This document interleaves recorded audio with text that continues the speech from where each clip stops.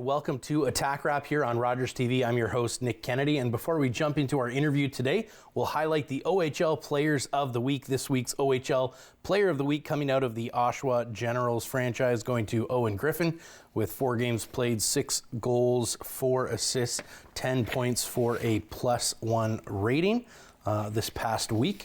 Your OHL Goaltender of the Week going to Jackson Parsons with a 2-1 record, a 1.34 goals against average, a .951 save percentage, and 77 saves this past week. And the OHL Rookie of the Week going to Noah Reid, 2 games played, 3 goals, 1 assist for 4 points and a +3 rating on the weekend. Congratulations to the OHL Players of the Week. And back in studio, I'd like to welcome Brandon Shaw to the show. Thanks for having me. Absolutely. So for those of you, or for those who recognize you and may not know exactly what your role is, I'll let you kind of introduce yourself and what you do with the franchise. Yeah, sounds good. I'm an assistant coach. I run the PK and the D, and yeah, that's essentially what I do with the club. I'm the bald guy on the bench, so easy to spot. Yeah, shiny sometimes when I do it fresh. So perfect. Well, and you do a lot more too, right? Like people may hear, assistant coach or defensive or PK, but I mean, you're like in there, you're planning hotels, you're planning you're making videos, you're doing all sorts of different stuff for this team. You're not just, I think people don't understand like a minor or an OHL assistant coach, you're wearing lots of hats. Yeah, exactly. Like someone's got to do it, and it's funny, we call the OHL the mini NHL all the time. Mm-hmm. There's the travel aspect of it, the hotels, the food, all the ins and outs of everything, but we don't have the staff of an NHL team. Right. So, between myself, Regan, and Scott, and the rest of the staff, we get it done pretty well. Awesome. Well, it's obviously you're at the end of your first year here in Owen Sound. Do you have any favorite moments from this past year coaching up in the Scenic City? Yeah, that's a tough one. Honestly, it's going to be cliche, but probably every day. It was just so much fun coming to the rink. Yeah. So much fun being with the guys. And, you really can't pick one moment when every day is a joy to be at the rink. Mm-hmm. We never had tough days where it was coming in and you didn't want to be there, or a really tough game. Yeah. The guys bounced back really well. Our coaching staff bounced back from a tougher game, or luckily for us, we were in every game. Maybe not get the results that we wanted every game, but it's a lot easier when it's fun to be at the rink. The guys want to be there, we want to be there, and you're making a difference. Did you have one game or one effort that happened this season from the team that kind of served as the archetype of Owen Sound hockey that you kept wanting to sort of call the boys' attention back to and go, do you remember this shift, or do you remember this game, or do you remember this moment that just kind of spurred them on to kind of achieve the style of hockey you guys are trying to go for? Yeah, we had being a young team, we have a lot of periods where it would be one period. If we played like that all the time, we'd win the whole thing. Right. But the one game that comes to mind is a game in Barrie in February when we won 5-1. Yeah. Just kind of start to finish. They got the first one, and then we just controlled the entire game after that and stuck to our structure and our systems. We really didn't give up much. And then when we had the opportunity, we scored, I think it was February 20th or 21st. Before the Northern swing. So down the stretch, we talked about that game lots, but a lot of the time you would see us in a game and we'd put together a really good period, and we'd end up talking about, hey guys, let's make sure we play like that. Our identities through our forecheck and our track, if we do those things, we're really hard to play against. So. Absolutely, that's awesome. Obviously, you mentioned there it's a young team. It's a reality you guys have to kind of work with and play with there. What are some of the challenges that you face as a coach coaching a particularly uniquely young team versus maybe a more rounded age group or an older team? Yeah, when you're with younger guys, it's just constant reminders. So. For myself and Riggs and Scott on the bench, you could feel like you're saying the same thing 1,000 times a game, or a bunch game after game. And that's just the reality of being with a young group, is they need those reminders on the details, on how we play. Don't get away from how we have success and go off on your own page. Right. So it's just those little details, whereas when you have an older team, they know the structure of how you play, they know where they need to be, and then that's just habit for them at that point. So there's not a ton of reminders. They're usually in the right spot at the right time. Right. And then you're focused on smaller details with older teams. So for our guys, it's just about building a foundation.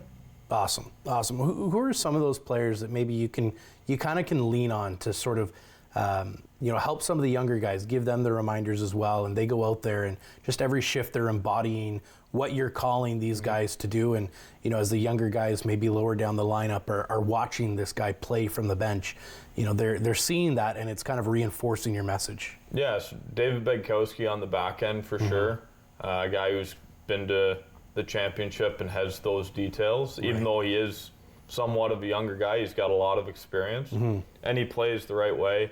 A guy like Alec Leonard, just through his compete, like defensively and his compete, and what we were asking at the end of the year there, he was doing it to a T, and he was doing a lot with some injuries behind the scenes and stuff like that, and you don't get to appreciate it unless you're kind of behind the scenes, but he did a really good job. And then up front, Hooks, he's usually, if not always, in the right spot, and he gets a lot of his offense from good defense. And Declan Waddick's another guy who maybe people don't notice him as much, but there's not a guy who cares as much and is focused on being in the right spot and the details. And I coached Wads when he was 17, so I saw the guy who didn't want to play defense and only score goals. And then seeing him this year as a 19-year-old who cared about every little detail and doing it the right way.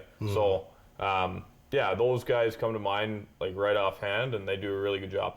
Well, and I think all four of those players that you mentioned, they were noticeable in the playoffs. Like when the kind of hockey gets ratcheted up, Alec Leonard gets voted hardest working player. You see Bedsy go out there and block 2 shots when we're down by a bunch in the 4th game of the series, and he's just for the sake of the team, he's throwing his body on the line. Hooks, I mean, I'm not sure he had a more fun 4 games than he did over the playoffs. Just he was right in his element, hands in guys' faces, smiling the whole time. And obviously Wads, like, just battling hard. Unfortunate wasn't able to play the 2nd game there, but you could just see like he is just like chewing at it, trying to get back at there. So excellent. That's always great to see. How was it kind of having this sort of leadership group? You had to name a captain partway through the year, and that's always a difficult thing when you've got a new fresh captain, they get traded away, you have to name a new one. How do you guys go about that process and trying to pick the right leader? Honestly, it's probably easier to name them halfway through the year than a new staff coming in and trying to figure out an entire group without a lot of time with them. Right. And that's nothing against Connor Smith. Like, he was a great player, great captain, but Hooks did a really, really good job. A lot of people probably don't realize, I think we're either a 500 hockey team or above 500 when Hooks was named captain. Right. And a lot of that's his leadership style. He's unapologetically who he is. Yeah. And he does that whether you see him in the room, he does that whether you see him at Tim Hortons down the street. Like, that's who he is. And the guys kind of followed that, and we had a really, really good team and close team, and a lot of that's due to Hooks. Excellent. Awesome. Yeah, I think, you could see just how important Hooks was, not just to the team and to the players, but even to the fans and those watching. The reception of him being named captain was, I think, unexpected to some. Like, just that there was so much love for this player who didn't even start their career as a Bear, but was traded for, and he will be remembered as one of those captains that people really, really appreciated. Is there a moment of maybe an individual effort that just kind of stood out to you this year as maybe it was one of those moments from Hooks where he's just, like you said, unapologetically who he is and leading by example, or another player where just kind of that individual moment that you're like, this is the kind of hockey we're going for, and this is what I hope these boys are watching and kind of, it's rubbing off on them. Yeah, there's a few moments, like there's Georgie's greatness down the stretch there to will us into playoffs. Like, he stood on his head every single game to get us there, and Yeah. he really cared. Hooks and Bowie kind of putting us on their back too, with the production.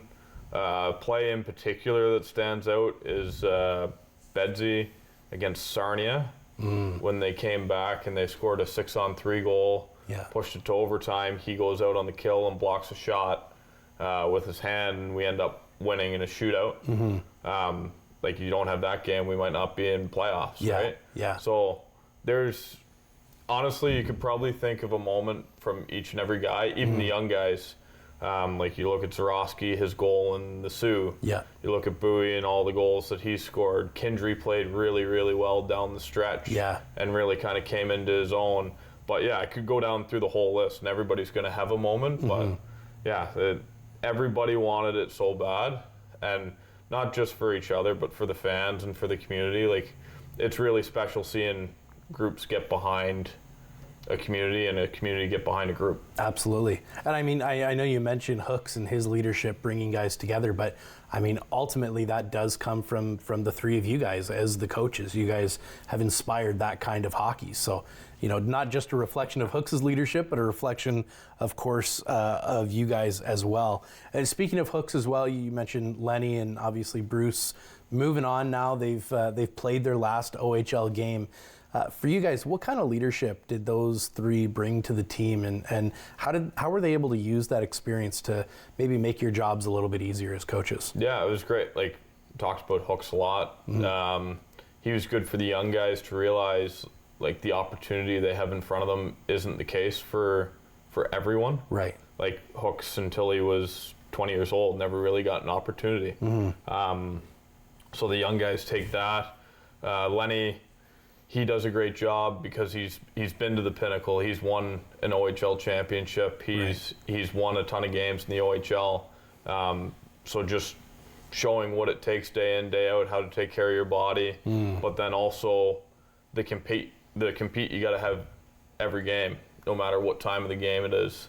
And then Bruce did a great job. He was friends with everybody in the room, and he brings a lightheartedness. I don't even know if that's the right term, but a lightness to the room, and he was good for the young guys just because when times are tough or maybe you're not playing a ton, he's a guy that went in the U18 draft and probably never should have played and found a way, and he can teach the young guys kind of, hey, you got to go through each day even though it's going to be tough, and just make the most of each day.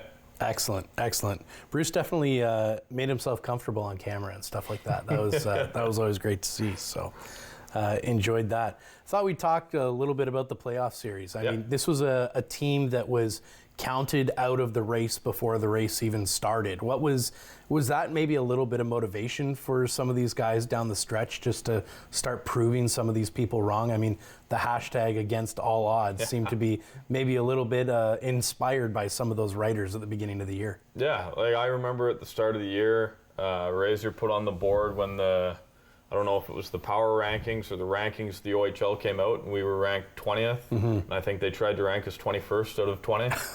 But no, the guys rallied around that, and come Christmas time, I know we were out of a playoff spot, but we might have even been last going into the Christmas break. And then from the trade deadline, we got younger.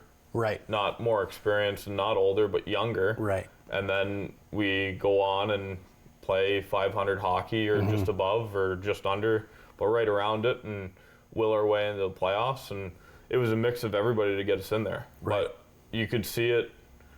It felt like we played playoff hockey for 2 months. Absolutely. So it's a little bit different.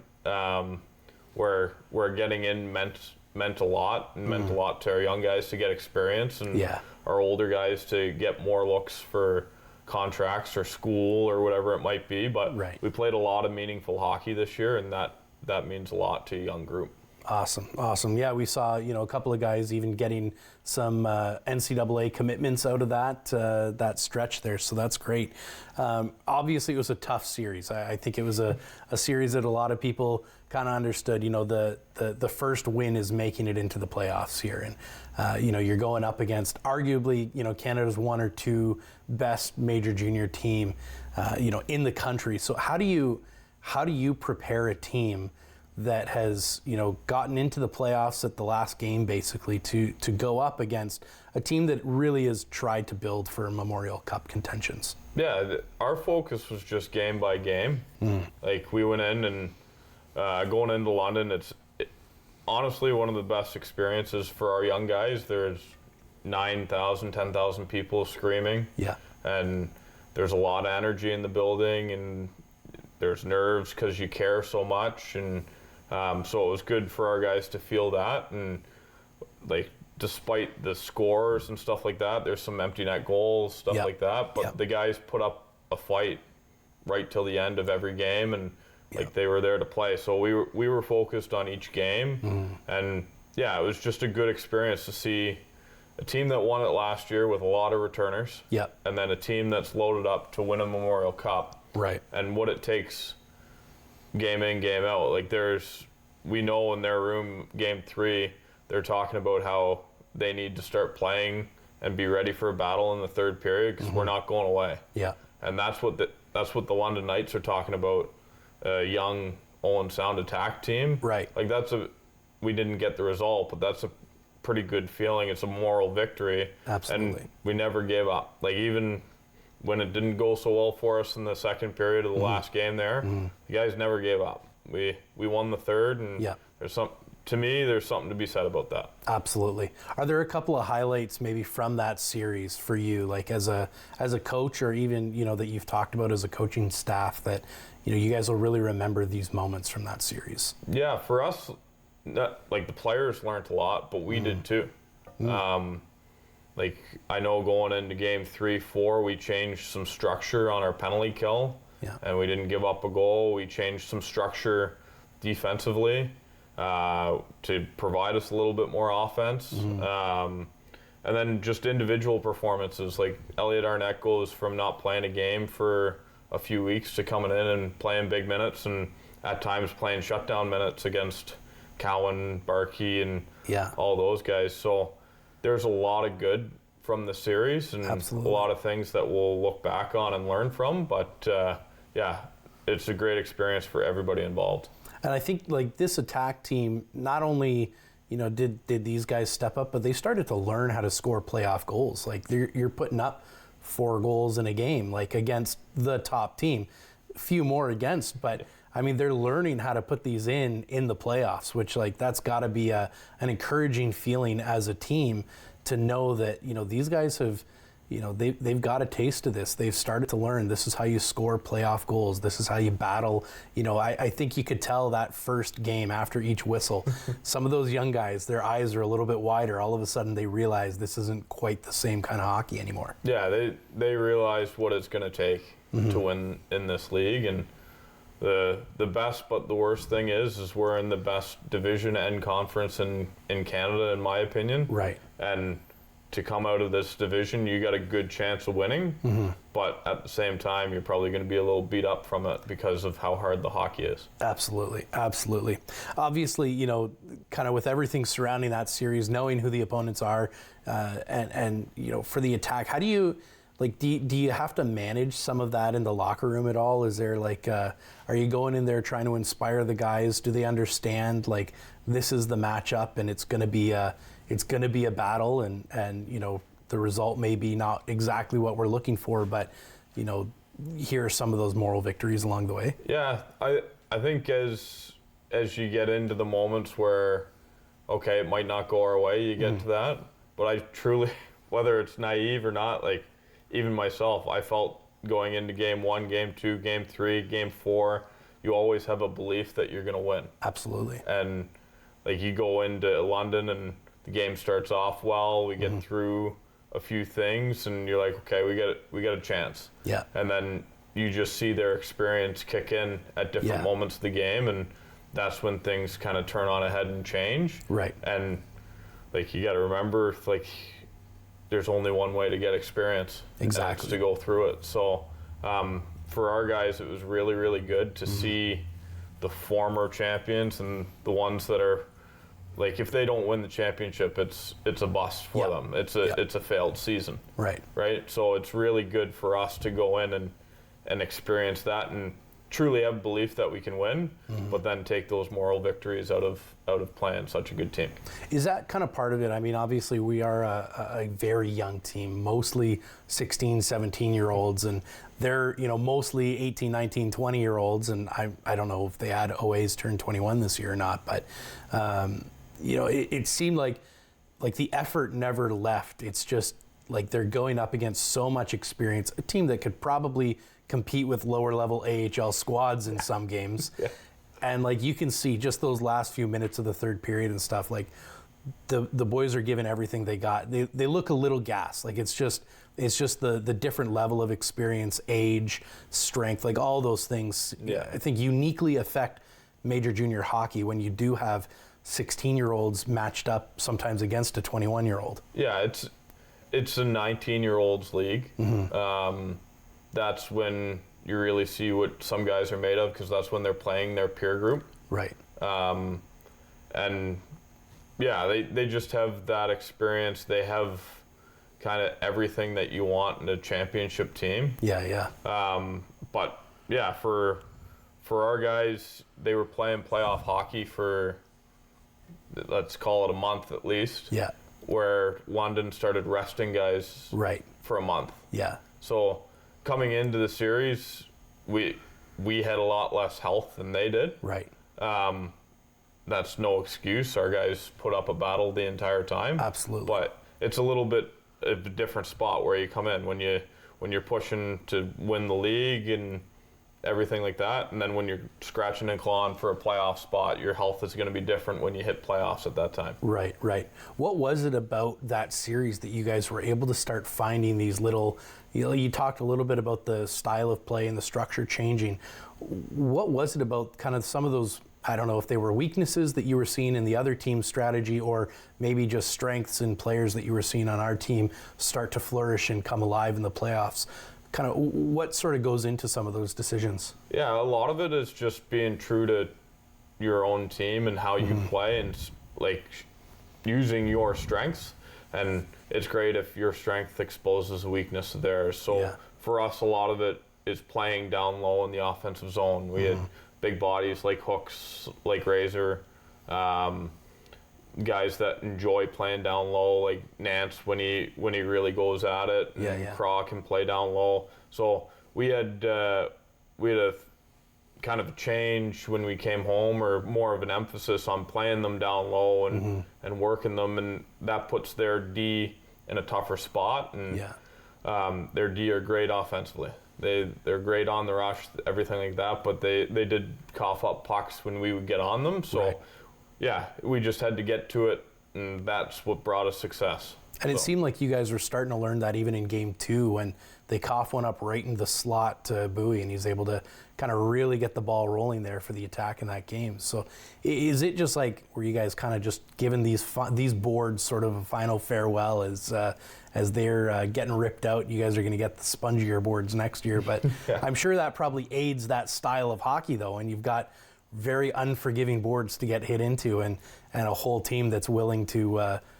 show that to the visitors. Yeah, athletic therapists don't like coming to the Bayshore because AC joints have a tough time there, and defensemen don't like retrieving pucks. I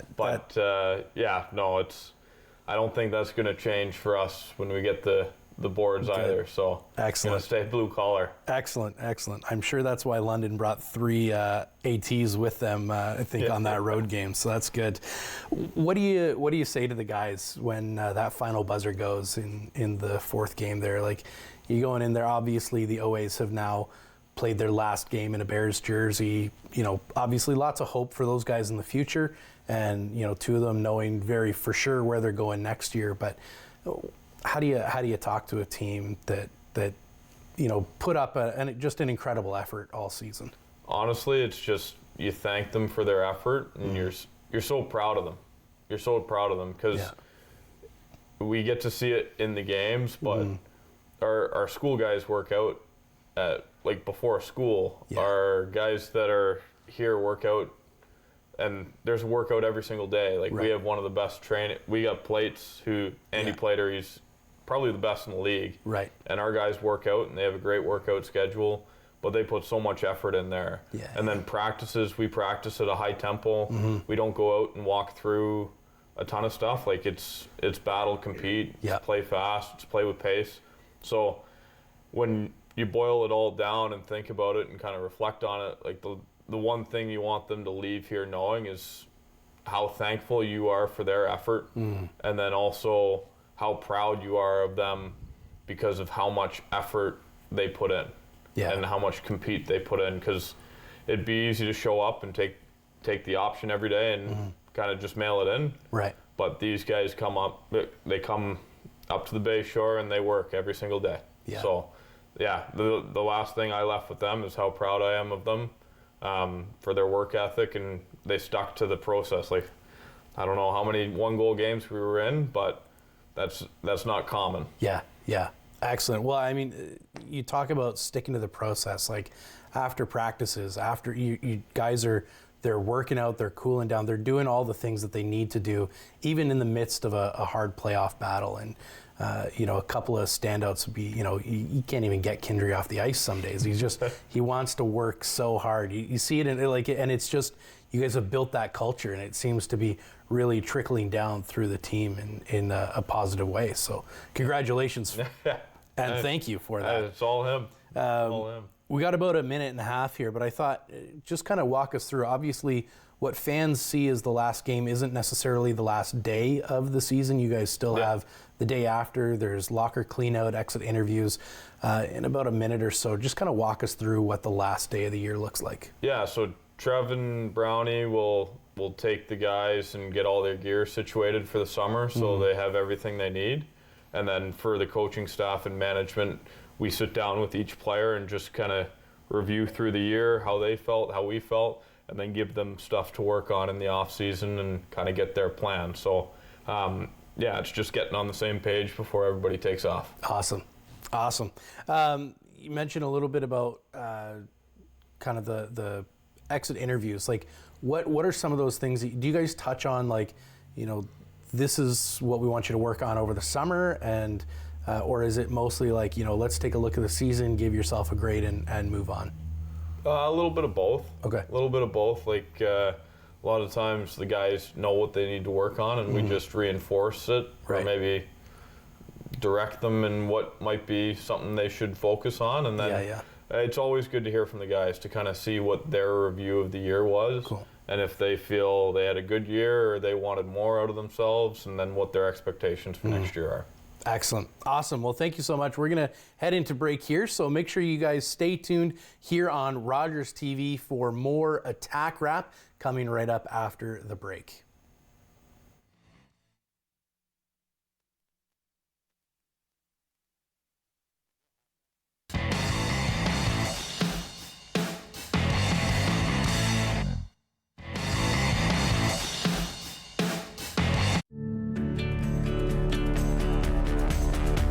This program is brought to you by Rogers Xfinity, connecting you to more of what you love.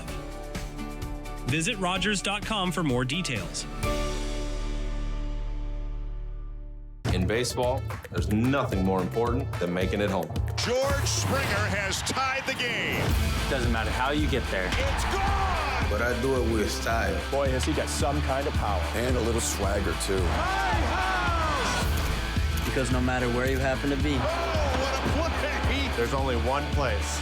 Got it! Jays fans call home. Sportsnet. Sportsnet. Sportsnet. Sportsnet, home of the Blue Jays. It's time to get a little messy. Thursdays, Top Chef heads north. Welcome to Toronto. Woo! And when the competition hits Canada, Poutine. Poutine. Poutine. They're here to fight for over $500,000. A lot of dough on the line, right? there are no apologies allowed. Am I missing one? Oh my God. Woo! Sorry, not sorry. My job's not done until I win. Can I compete? Top Chef, all new, Thursdays at 9 on Bravo. With Rogers TV, you can cheer on the home team from the comfort of your living room. We'll head to the rink, the field, the court, or the pitch, so you don't have to. Tune in and cheer on your local amateur athletes on Rogers TV.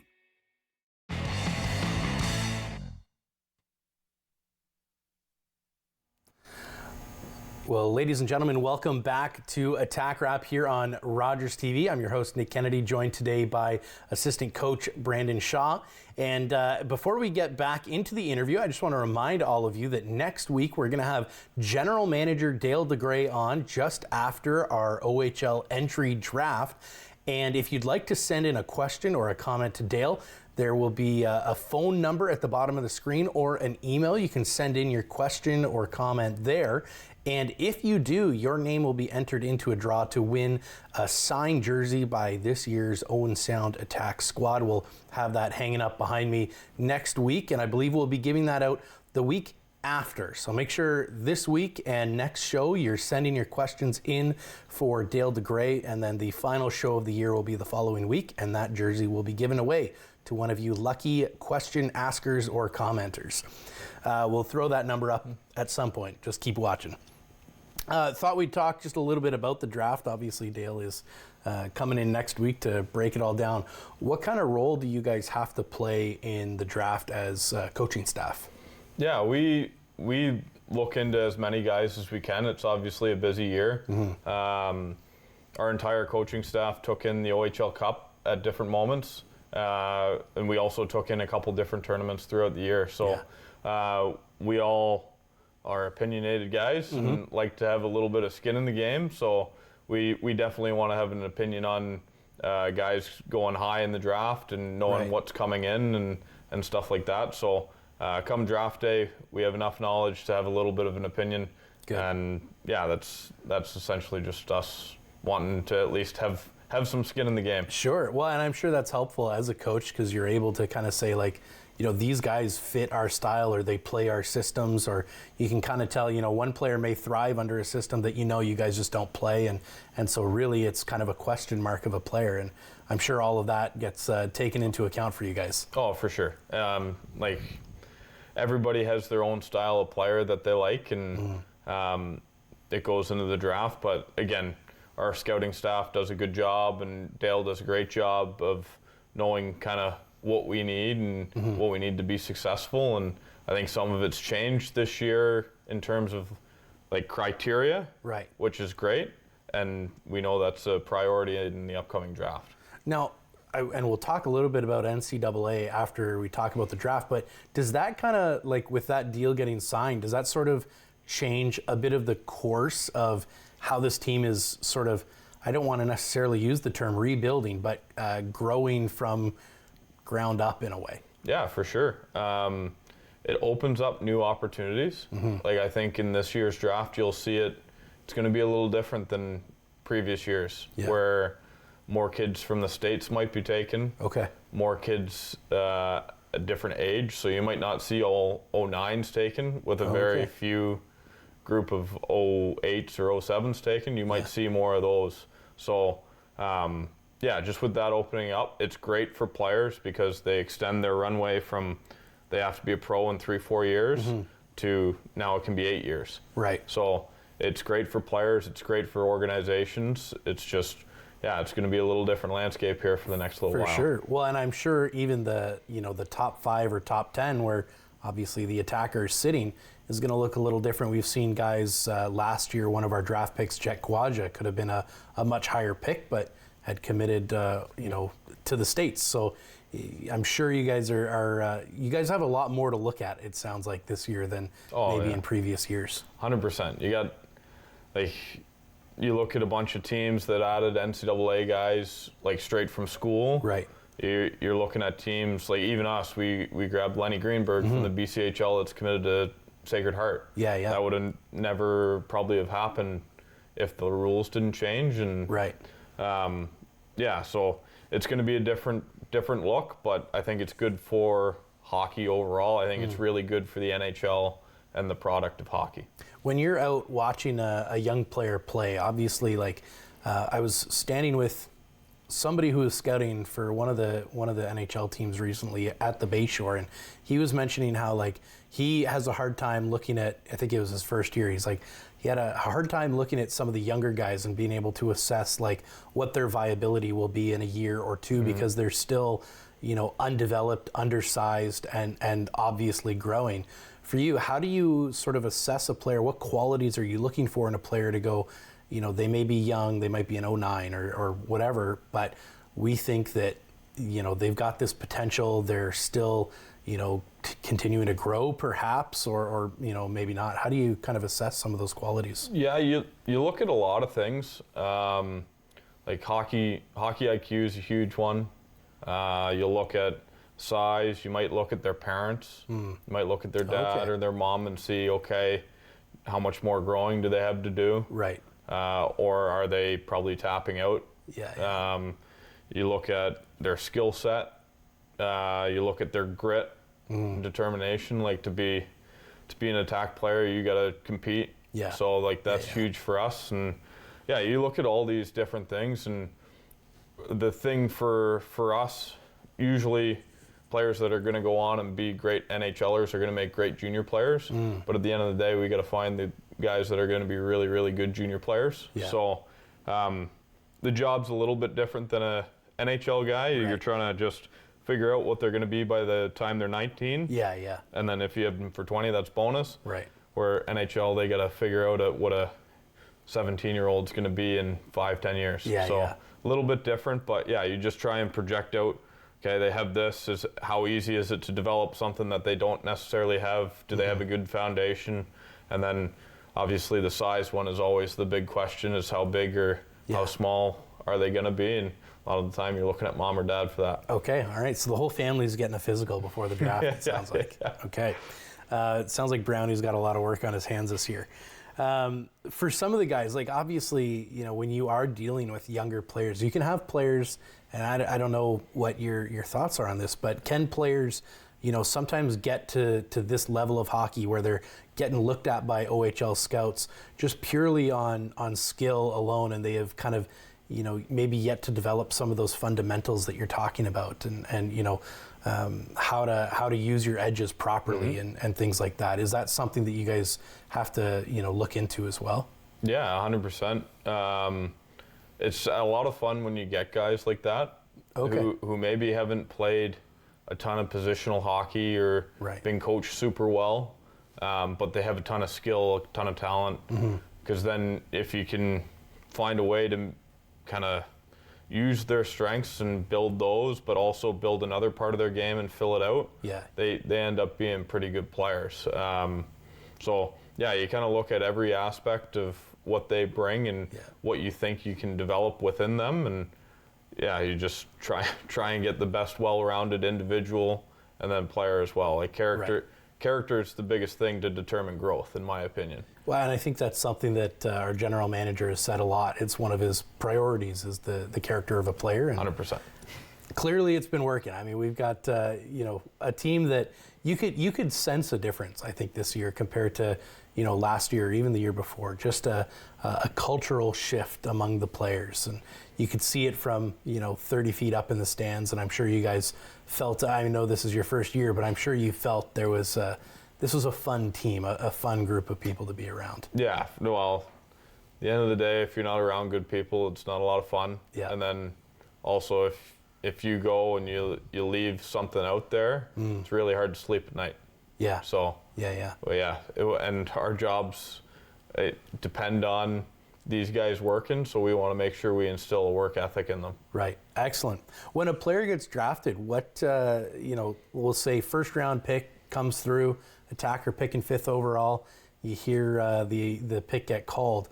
Are you calling the player right away? Are you guys kind of waiting until he comes up and then introducing yourselves? What's sort of your role after a player gets picked? So a lot of the time it's going to be either Dale will call the player, or probably Scott will call the player, and possibly our head scout or someone along those lines. And sometimes as an assistant, you let them breathe a little bit, then once the dust is settled and you know it's settled, you give them a call on the way up, and you meet them here. It all just depends. these guys have a lot of people in their corner between agents and family, and it's a really, really exciting day for them. Yeah. So you don't want to just overwhelm them, but you definitely want to make sure they know that you're excited that they're in attack. Are you leaning on some of your leadership core of players to do some of those initial contacts as well, or do you kind of let them, figure things out closer to camp they get? Well, Georgie and all those guys, they're definitely going to be reaching out, and they want to know the guys coming in just as much as we do, because next year they're going to be a big part of it too. And totally, it's a part of our culture to make everybody feel welcomed. And on a day that's such a big day in your life, I'm sure you want to hear from probably your future best friends and your future guys that you're going to battle with too. So by the end of the day, I'm sure they've heard from almost everyone, if not everybody. Cool. As they come up, obviously, first round picks, sometimes second and thirds will get up here either the day of or the day after. Are you guys doing any sort of meetings with them, or is it usually just kind of like let's give you a tour of the facilities, we'll show you around, introduce you to some folks, and we'll see you again at camp? Or would you guys do not necessarily an exit interview with them, but something similar where it's like, what are your hopes with developing here in Owen Sound, and here are a couple of things to work on as we've scouted out your game throughout the year? A lot of it day of will just be keep the excitement. Yeah. Right. Like show them the room, show them the town, show them everything that they're so excited to get up here and see. Yeah. And mom and dad want a picture with the Owen Sound sign and everything like that. I know that's how my parents are. Yeah. So a lot of it's that, and then in your small conversations aside, you might talk about how you like this about their game and you're excited to work on this with them. Right. And usually those conversations come a little bit after of a full plan. Gotcha. But I say shortly after, it's right after. It's all about their summer training. Right. We know where they're, previous to the draft, we know where they're working out. We know who they train with. We know everything about them. Yeah. Especially those guys that are going to go in the first, second, third rounds. You know everything about them. So, but we try and keep that day as exciting as possible, and then after that, it's get to work, because when they come training camp, they got to be ready to go. When you guys get ready for a draft like that, are you looking at, if we're looking at the first 3 rounds, there are 20 teams, are you looking at 60 players and knowing each one in that kind of depth? Or are you picking maybe half that, 15? There's 15 that you feel like would thrive in your system at different points in the draft, and really kind of focusing in on them until it gets to sort of your section of the draft again? Yeah, it's different all the time. So you're diving as deep as you can on every player, because look how many guys we've traded for. Right. And you never know when a guy's going to come up for trade. And if you can go back, I know Dale's great at keeping his notes and stuff like that on guys. So if he has an opportunity to trade for a guy 2 years down the road, he can go back to his notes and be like, okay, I like this, and this about this guy. Right. These are my question marks. Just guy who's done it for 18 plus years has a good system. So no, he does great research, and I know as a coaching staff, we like to know as much information as possible about everybody. I'm sure Cole is probably one of those guys on his list going, just the pick before he ends up picking Bowie. So that's great to hear. Obviously, Owen Sound's got the 5th round pick. I don't want to know. I'm not asking you who's on your list. I don't want to know any of that. But what's the assessment of kind of the first round or first 3 rounds? What's the talent pool like this year? Is it unique from previous years, or is this a fairly standard OHL draft? Yeah, a little bit different. I'd say the draft is deep with talent in the first chunk of the draft. Okay. But there's no, if you ask me, there's a standout for one, but all year long there wasn't a standout where it was like, okay, Matthew Schaefer's going first overall, and everybody's known that since Christmas. Yeah. That probably hasn't been figured out right up until the OHL Cup. Right. And who knows, we don't have the first pick, so who knows, they might go in a different direction than what I think. But it's a unique draft that way, where there's no real standout. Okay. But there's a really, really good group of 5-6 players, right? And then there's a really good group of 30 players, and then there's a really good group of so on. So the top end of the draft is pretty good, and I think it's exciting for everybody. So it's going to be an interesting day on Friday. I'm sure exciting for you being a coach with a team that has a pick in the first, top 5. It sounds like it'll be fun. A very exciting day. And I know you guys will be at the Bayshore. I think the Attack Pack have a party going on, so you'll get to see what that's all about come draft day. I know they do the draft pretty well up there. Thought we'd talk just a little bit about the NCAA. I know we talked about that just previously, but with this deal being signed, I mean, there are guys that have been drafted to this squad that haven't reported just because they had, aspirations of D1. This changes things. I mean, you may see guys report, you may still not see guys report, but I'm sure, like you said, in the draft, you might see more of those American guys get drafted because there's no, I guess, hockey reason or eligibility reason not to report outside of maybe they really want to play USHL. But how does this kind of affect your guys' job going forward? Are you having to sort of expand who you're looking at, or are you already kind of going through the talent pool of like, here's all the guys that have been drafted to this squad that didn't report for eligibility purposes? Are you now going back through their games and kind of getting familiar with them? Yeah, like I think you're now taking best player available, okay. Where you're not seeing teams necessarily. A kid won't go to a certain team or something like that, where they're trying to control their fate a little bit more. It's going to be more of you take the best player available because they want to play in the OHL. Like everybody's path now can be through the OHL, and then to NCAA. So there's a lot more players you got to go through in terms of like America is a ton of people, and hockey is growing at a rapid rate down there, and you believe it or not, there's really, really good players in Florida, and there's great players in Dallas, and there's great players all over the country, all over the continent. So you really got to dive deep and kind of find everybody, because now you're, as an OHL program, you're competing with the National Development Program of the U.S. and stuff like that. So it's going to be interesting, and I think you'll see best player taken, and you're not going to see the Jet Quadji slip to the 6th. Right. So I guess a little bit about the draft then, with American players being potentially a bigger part of the OHL draft. Obviously, there's kind of the geographical restrictions within the Canadian players, Ontario players generally picked into the OHL. Western Manitoba, BC, Saskatchewan, Alberta going to the WHL, the rest going to the Q. For an American player, are there the same sort of geographical restrictions for, like, could Dale go ahead and say, yeah, there's a kid in California, maybe it's the next Lenny Greenberg, and he goes, I want the California, guy to come on our team, or, you're looking at Ohio, or like, are there geographical restrictions in that side of things? Yeah, there are. Okay. So each league has their set of states. Okay. And they're your eligible guys for the draft. Gotcha. So are there ways to get Lenny Greenbergs? Yeah, but it's through kind of a different channel where they're passed over by their original league first. Gotcha. Okay, that makes sense. Wow, very cool. I learn something every time I get to come on here, so that's great.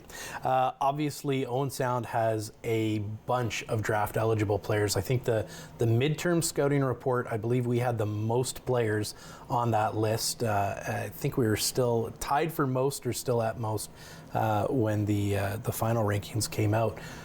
How big is that for you as a coach, to just know that there's all these guys that, there were some days where I was walking around up top trying to find a place to just watch the game because there's so many scouts. I'm giving them my spot. I'm like, you guys got to see this guy first. I don't need to see him as much. But how exciting is that for you guys, knowing that, like, there's so many of these guys that are getting looked at right now? Yeah, it's amazing. And again, it comes back to kind of what you say to them at the end of the year. You're just so proud of their effort and the work they're putting in, and it's a great opportunity. Like, they're setting themselves up beyond junior hockey.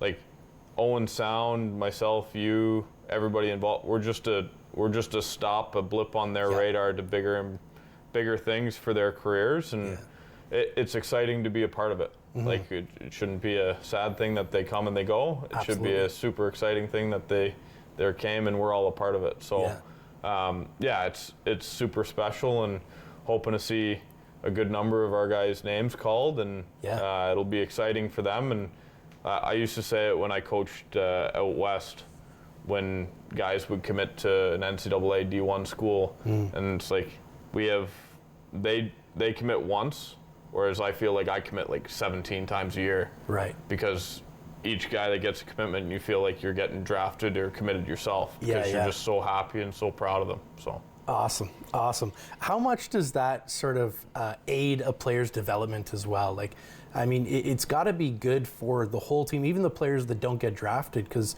you're sending a guy away. He's going to now train at an NHL level. He's going to go to a development camp. He's going to go to preseason. He's going to, meet and see how these pros really train, and they're bringing all of that knowledge and all of that experience, short as it may be, back to your team. Like, do you see that as a benefit for kind of the greater Owen Sound attack team when, even 1, 2, 3 guys go off to a camp? Yeah, 100%. Every time a guy goes and then comes back, there's such a difference. Just because they see how the best of the best train, the best of the best act day in, day out, and then those guys realize, okay, maybe my nutrition actually matters a little bit more, and they get 5, 10, 15% better because they pay attention to that. Maybe it's the gym, maybe it's practice habits, and it's staying on the ice for 2.5 hours like Kindry. Right. But like everybody takes it back with them, and usually you see a jump in them. And then the 3 guys around them, whether they were drafted, went to a free agent camp, whether they aren't eligible yet, whatever it might be, their level goes up too, just because of that one individual. So if you can, hate to say it, but you see London, a lot of their rosters drafted and goes to camps. Like you see everybody elevate. And that's what we're trying to build here, is the guys that can go to these camps and have that personal success. It brings back team success because their confidence is a little bit higher, and they have some details to their game that's going to be a little bit higher too. Right. Oh, excellent. Last thing I want to talk about for next year is obviously our captain has moved on. He was an overager. Do you guys, do you pick a captain over the summer, or do you, kind of knowing that like we're in a unique spot where there really is like a core group to this team, or do you wait until like after training camp and all of that? Like, would you put a C on a jersey before kind of the final roster is fleshed out for opening night, or do you wait a little bit or try to do it a little earlier? That one's out of my pay grade. Okay. But it's a little bit different where we've spent an entire year with the guys, so we know everybody's character. And no one can really fool you when you've been with them for so long, right? Whereas when you come in as a new staff, you're kind of waiting and seeing what's going to happen. But to be said, at the same time, these guys are going to go off, and some of them are going to get NHL camp experience, and they might come back that much better. So again, that one's out of my pay grade, but no problem. I'd probably expect to see it later. Okay. Well, we've got a few minutes left, and I know you guys are, it seems like for the first time ever, running an Owen Sound Attack kids hockey camp, which I think I saw today. It's sold out. Sold out. Just what a response so quickly. So talk a little bit about that. How excited are you for that, and kind of what are some of these things you're hoping that it helps develop in our Owen Sound world? I know Scott's done it every year. He's been with North Bay. Okay. I've done it every place I've been. Cool. So we came together, and Regan, he does hockey camps all the time too. So we came together, and there's nothing better giving back to the community than having the junior attack and all surrounding areas out, and they kind of get exposure to the players, get exposure to us, but at the end of the day, they can grow their skills and have some fun. So they're half-day camps. They get a bunch of time on the ice, and they're going to get a little bit better, but most importantly, have fun and get some exposure to the boys. So it's special when you can give back to the community that gives so much to you. And with the minor hockey, like there's nothing there's not a better feeling when you see a homegrown talent come up through the league, and whether they play in Owen Sound in the league or they play elsewhere and they get to come home and play in front of all their friends and family. And sometimes you can look back at a hockey camp that sparks a joy or sparks something like that, and they want to get that much better, and that's what it's about. But at the end of the day, it's all about giving back and making sure it's fun.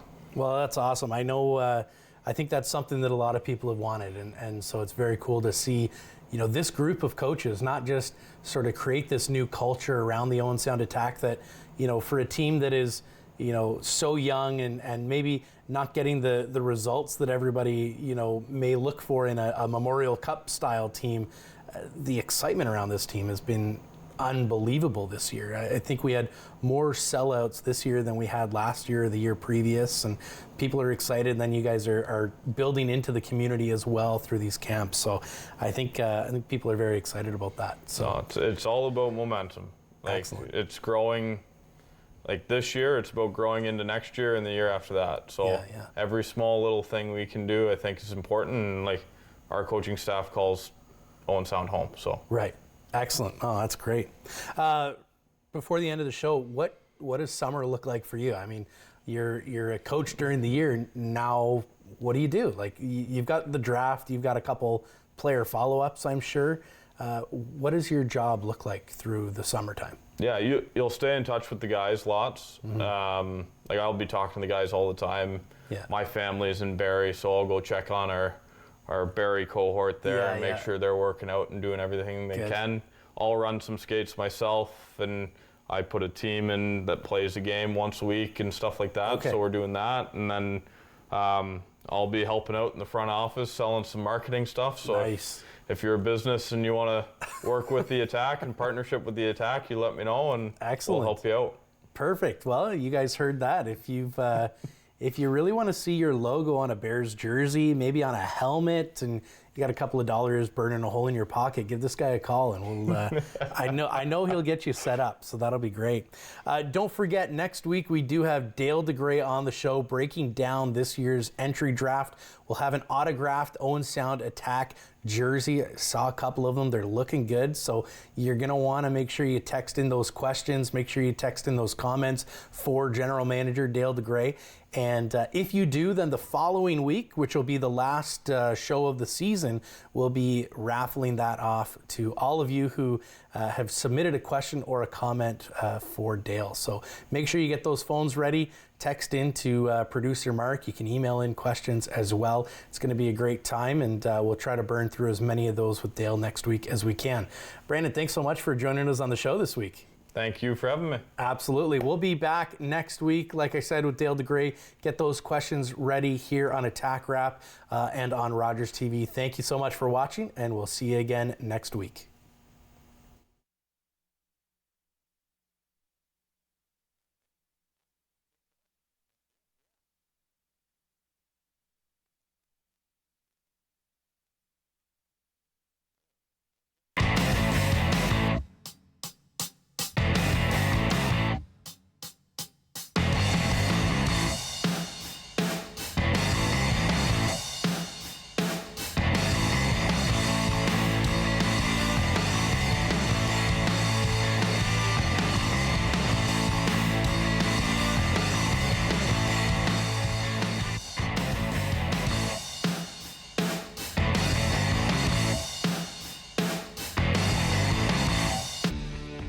Connect with us by visiting our website or email us at comments@rogerstv.com. With Canada's sovereignty and economy under threat, this election is a defining moment for the country. There's so much on the line.